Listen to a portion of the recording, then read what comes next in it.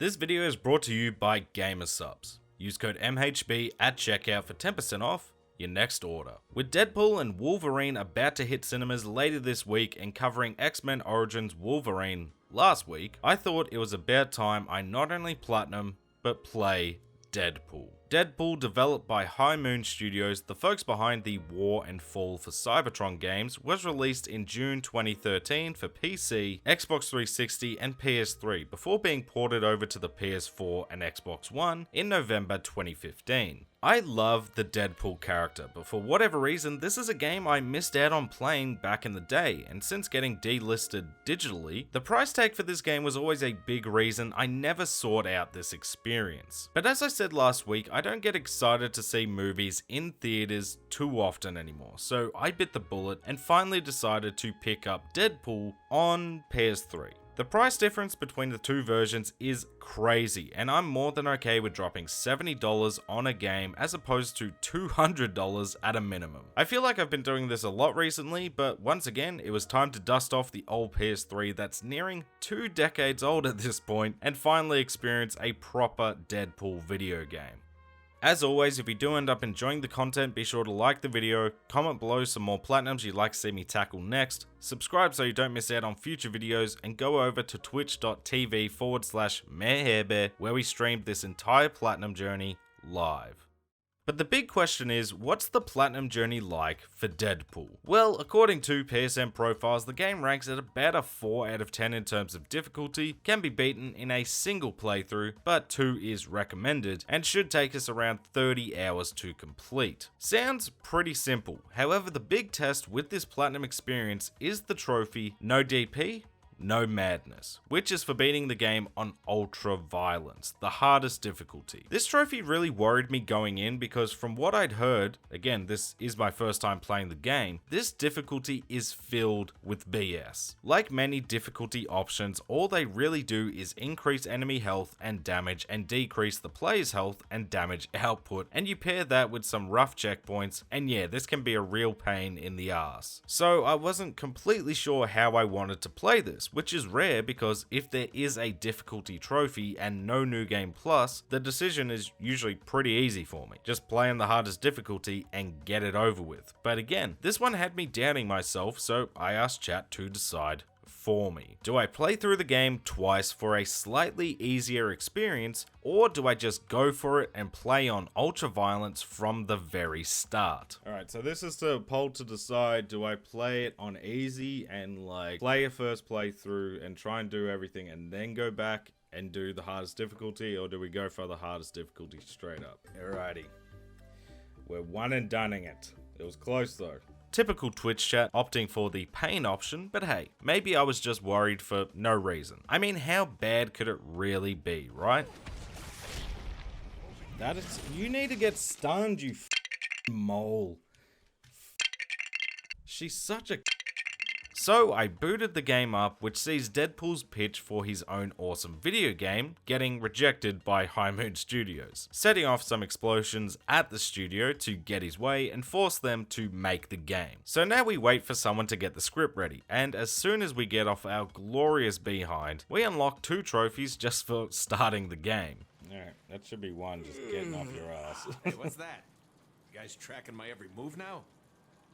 But I haven't even accomplished anything in this game yet. I was gonna say, dude's making jokes, but the PS3 trophies can't keep up. Oh, okay.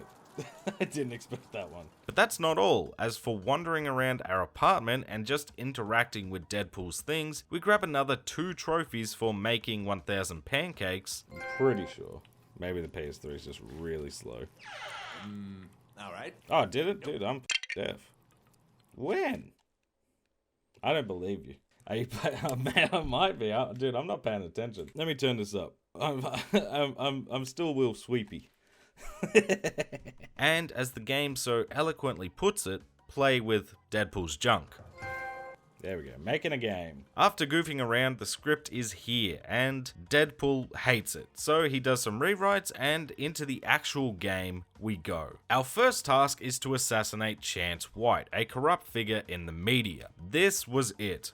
this was where I was gonna get my first taste of this ultra violence difficulty, and I got a confidence boost pretty damn quickly, I can't lie, as I managed to get a 40 combo in the lobby. Teleport feels good.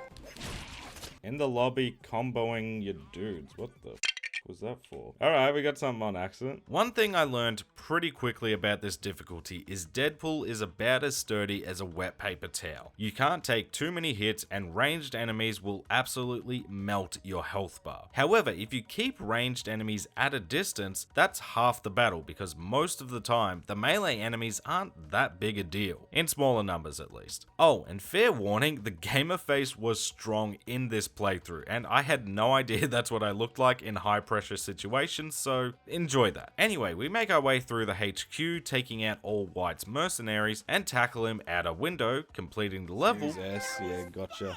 The house that bounces. And making sure to blow the entire game's budget in 10 seconds. While that work of art was taking place though, White managed to escape with the help of some of the marauders, and now we have to play some chasey. We quickly find the consequences for blowing the entire budget, needing to sweet talk our way back to the actual game. A little down the way, we take on our first boss fight. Arclight. Yeah, no clue who they are either, but that's sort of the joke, and take care of them no problem, at least this time. And after some further hacking, slashing, and kegging, we find our next, who's that now? Villain, Vertigo, who sends us into the abyss where for our next trophy, all we need to do is make it down this water slide without taking damage. Sounds easy enough. Alright, I do know there is a trophy for like not hitting one of these gates, but we'll see how difficult that is. It's probably not easy.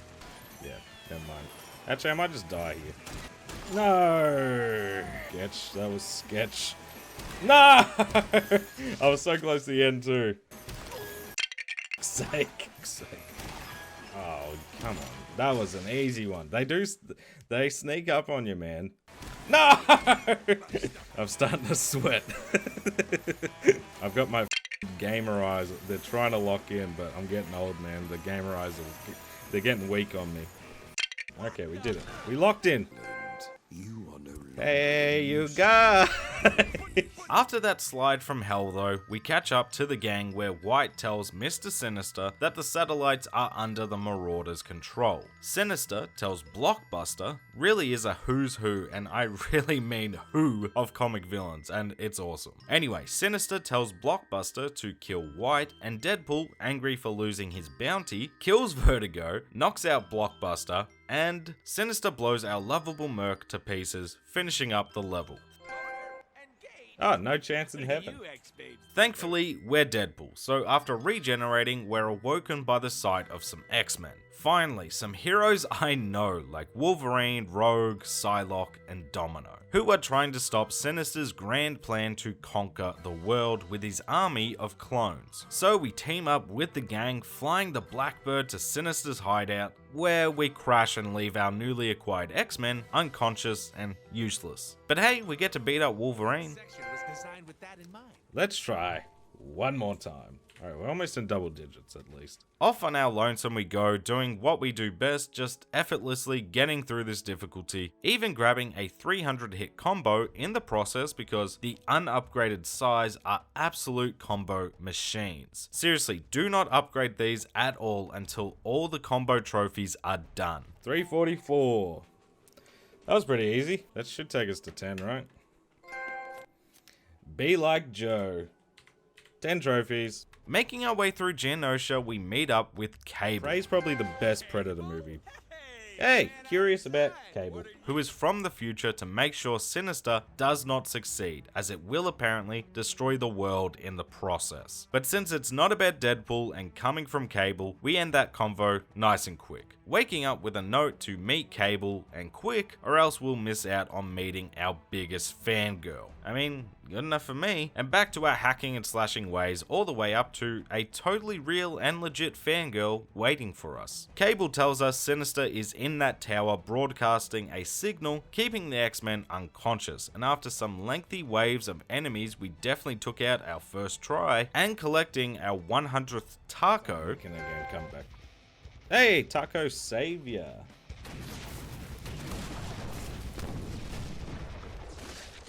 Oh, Oh, that's gonna send me so far back.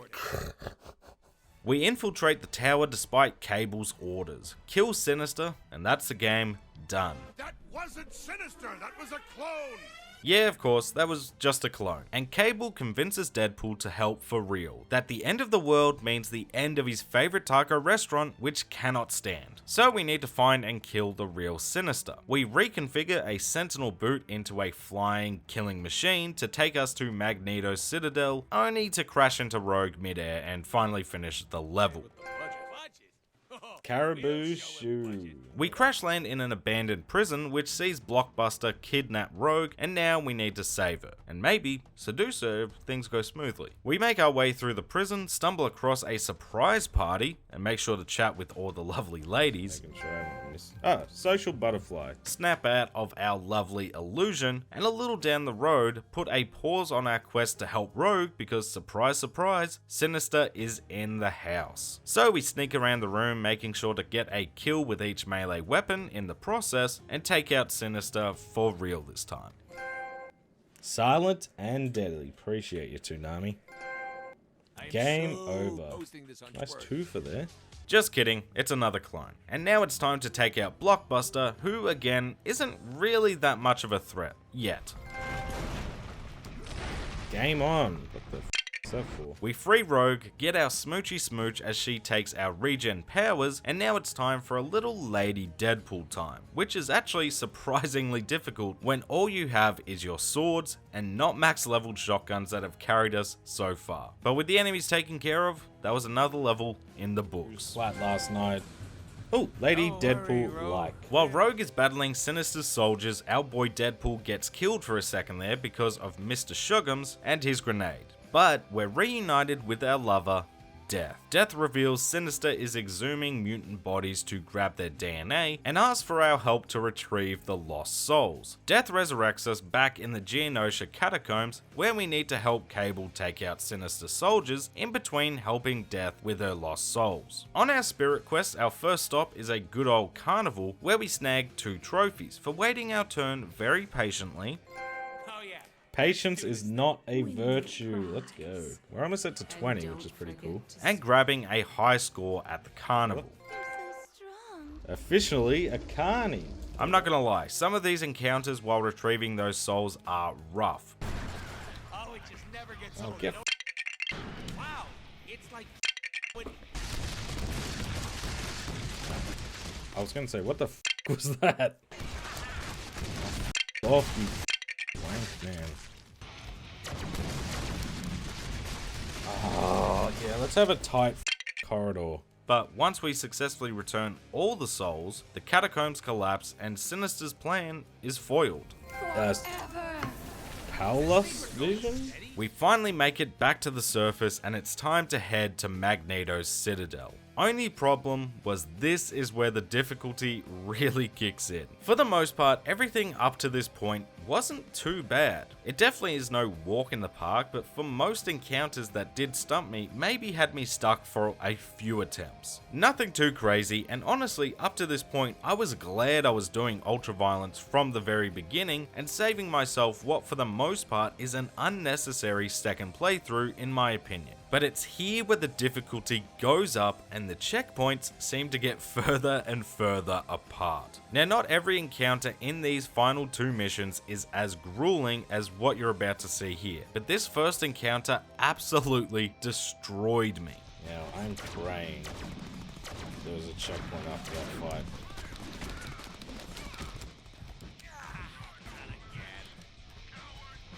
Because that's BS if there's not. These guys again. What kind of checkpoint is that? Okay, we got through it once, but man, that's annoying. Please. Please tell me that saves somewhere, man. Oh, dear. What the is... What? Oh, are you serious, man? No wonder this... Yeah, Jesus.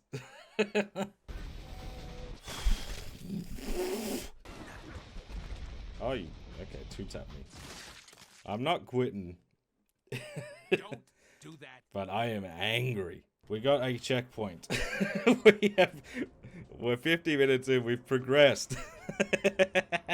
Finally, after 50 minutes of streaming, we got past the first real encounter of this level, and the rest sort of went off without a hitch. Snagging all the Deadpool points and ammo in the bathroom. It's so funny.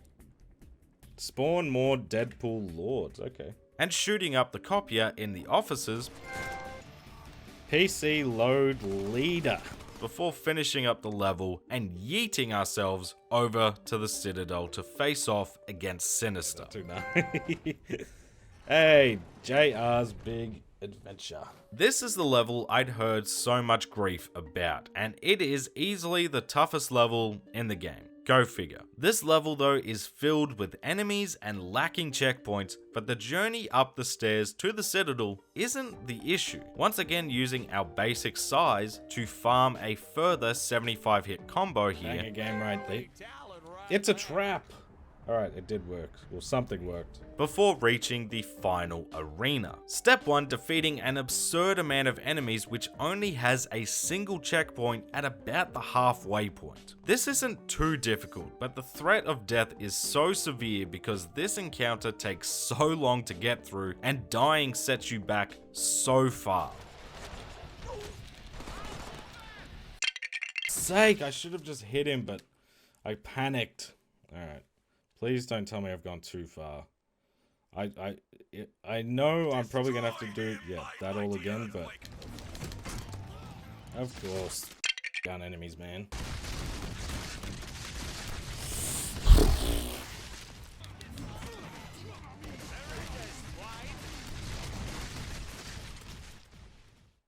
What the f just happened? I was on a groove, man. I was doing so well. But with one encounter done, on to the next. This time facing the Marauders clones all at once. And this is straight garbage. This is one-shot kills galore, and I was here for a good long while. A regular enemy. Who is this guy? I mean, what do you want me to do there, man? I might add it in the video. I teleported twice away. Dog. Jesus. I was doing so well. You need to get stunned, you mole. She's such a... Oh. But finally we took care of this encounter too, and now all that was left was Sinister himself, or his army of Sinister clones, and this absolutely broke me. I died so many times here, I managed to use all the Deadpool points I was getting along the way to basically upgrade everything we had. All the player upgrades, and all but the size upgraded. Skills. Unbalanced. Doesn't feel that way. That's how many times I died here. Low on energy. Dude, where's the... How can I dodge that?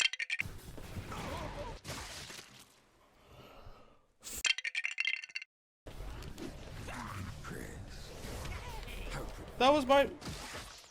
What? That was my momentum. You shouldn't... This game. That's some BS, man. I'm sorry. What the f...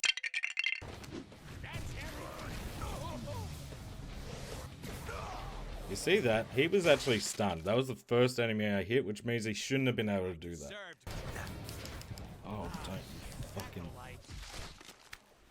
I hate this. I honestly hate this shit. But after another hour on this one fight, Sinister finally went down, and after 12 hours, our time with Ultraviolence was complete. Is that it? Please be it, man. I can't do that again. First try. Please. A Sinister smush. Oh, is there another phase? God damn. How hard's this phase? Because that last phase was a... Oh, thank God. You guys are rude as. I hate you guys. No DP, no madness. Wait, that was the real Jesus. And no DP, no madness again. Overall, I do just recommend one and doneing this game because most of it isn't too difficult. Sure, it doesn't make you feel very Deadpool when a basic enemy with a gun can shred our health bar, but for the most part, if you can take your time and keep your distances when possible, you'll be okay. But that difficulty spike at the end is no joke and will make you hate yourself, fair warning. But with step 1 complete, all we really had left to do was clean up the rest of the trophies that we either missed or just wouldn't really be possible on Ultra Violence. So first things first, we went back to level 1, or level 2. Technically the apartment is level 1, I suppose. Anyway, we headed back to the first real level, on easy of course, to hunt down the trophy 49 in 5, which has us going from the studio lobby to the boardroom without dying in 5 minutes. But first, while learning the controls again, I made sure to farm up some kills with my size because they were the only weapon not completely maxed out now, and purchased all weapon upgrades. The size already upgraded. That's how little I use them in the main game, by the way. Drunk on power.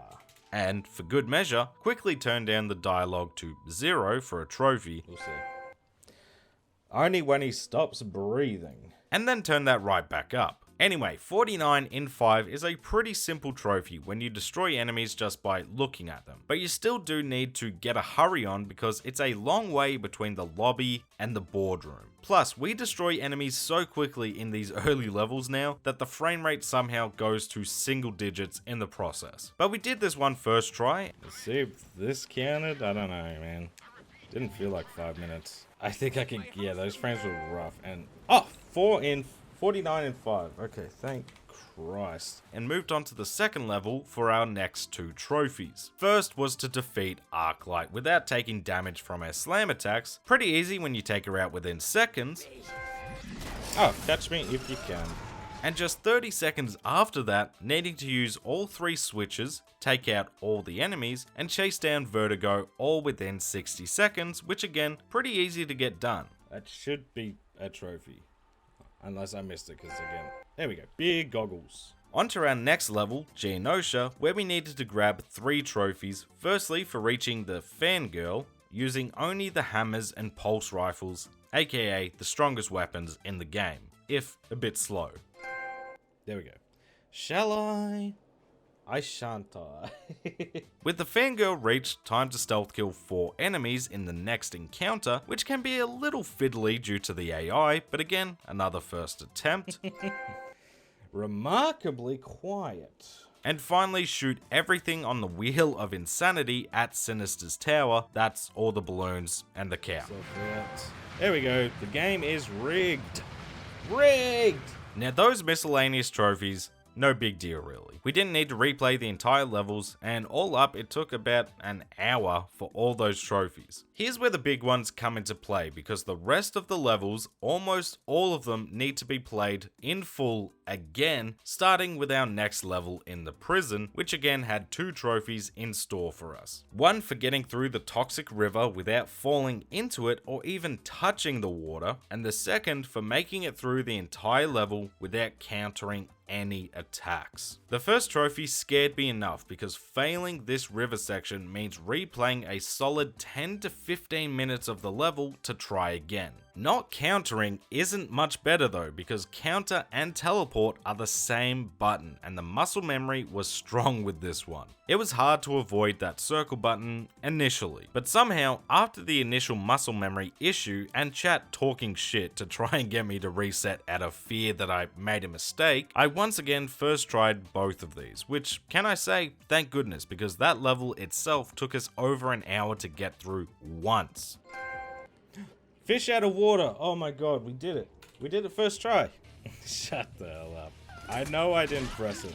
Get your asses out of here. If it doesn't pop, it's bugs. I'm telling you right now. Chapter select on. So you got some free time, huh? What were you guys saying, huh? Hate you guys. There may not be many levels, but they sure can take a while. But with another level down, on to the next, as we headed back to the catacombs to help Death once more for, again, 2 more trophies. Thankfully, despite having us beat the level again, there was no such silly requirement. This time just needing to find and open 11 chests in the darkness, which just isn't possible on the hardest difficulty. Digging in the crates. And making sure to do the carnival last, so he finished the level with a pirate hat. Like being with R-rated. Nice and simple, and on to the next, back to the second last level with one trophy in mind. Beating the breach in 10 seconds. Short, sweet, and easy to repeat, which is a plus, but again, despite the PS3 trophy's delay giving me a scare, this was another first try. I just want to see if I need a restart, because that didn't feel very quick. There we go. I can open doors. But before heading back to the last level, I quickly made sure to go back to level 1 to very quickly kill 15 enemies while holding grenades. Pull the grenade, throw the pin. But time to head back to the final level, which had 4 trophies in store for us, and me being the person I am, and knowing how long this level can be, I wanted to get them all in one playthrough. More or less. First things first though, the 2 easy trophies needed to be done, which was for making it across the floating debris without falling. There we go. Let's go! And then dying 10 times in a row on the floating stairs. The first video I found. There we go. You've been coleslaughed. Pretty easy, but now the hard stuff, because the final 2 story trophies, even on easy, are no joke if you want to do this in one go. We needed to beat the level with only swords and pistols, the starting weapons, and also beat the level without dying. There is a lot of room for error here. I mean, the pistol kills alone had me restart a couple of times because when you run out of ammo, it automatically shoots the next weapon, which killed a couple of attempts. Oh, you man. What a... That is so annoying. I hate that auto switch. Yeah, you did. It auto switched me. I was like, yeah, whatever. Okay, I gotta be careful. And because we can't use whatever weapon we wanted, not dying even on easy is a scary prospect. Thankfully, the Beyblade comes in clutch. Alright, I am Deadpool. Okay, that's the one we're looking for. Cool. Suck it, Wolverine as well. Good lord. Now, all that was left was the challenge mode, which sees us complete waves of enemies in a certain amount of time on 5 maps 3 times, to unlock bronze, silver, and gold medals. This is pretty simple stuff, and the trophies are pretty straightforward here. Like on a gold or silver challenge, counter at least 25 times. Shields up. Let's go.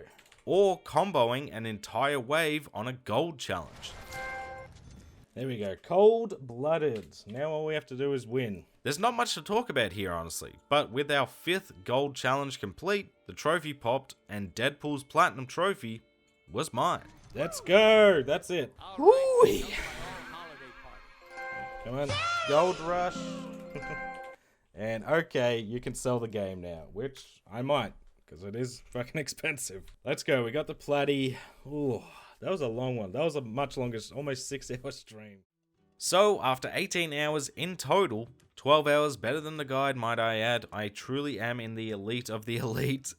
What did I think of Deadpool's Platinum Trophy and the game in general? Let's start with the game itself, because again, this was my first time playing Deadpool, and for the most part, I think it's a lot of fun. The game is really funny. It's always surprising you with what could happen next, and it feels perfect for Deadpool's character, which is what you want in these types of games. The gameplay I was always a bit iffy on looking in, but the hacking and slashing feels good, the shooting feels good, and the game in general is a good time to play. The issue is, and this perspective is just from Ultraviolence, mind you, but I never really felt like Deadpool. Sort of the cornerstone in these superhero games is immersing the player in that superhero. In the Arkham games, you feel like Batman. In Spider-Man, you feel like Spider-Man. In X-Men Origins Wolverine, you feel like Wolverine. That's what makes those games so fun to play, no matter the difficulty, and yet here in Deadpool, the story and cutscenes felt like a Deadpool experience. The gameplay didn't make me feel anything like Deadpool though, which was a letdown. Any other difficulty and I'm sure that feeling goes away, but the Platinum requires that difficulty and that's where a lot of my playtime was spent. That doesn't make it a bad game. Again, it's a good time and for the right price, I do recommend it. But that lack of immersion does hurt the experience in my opinion. In terms of the Platinum, this is for the most part a pretty smooth ride outside of some rough checkpoints near the end on the hardest difficulty and having no chapter select within the levels to cut down on potential runbacks. But overall, much like the game, I had fun. I had my moments of hatred, but for the most part, this is a good time, and I'm glad I finally played this game and added it to my Platinum collection just in time to see the movie.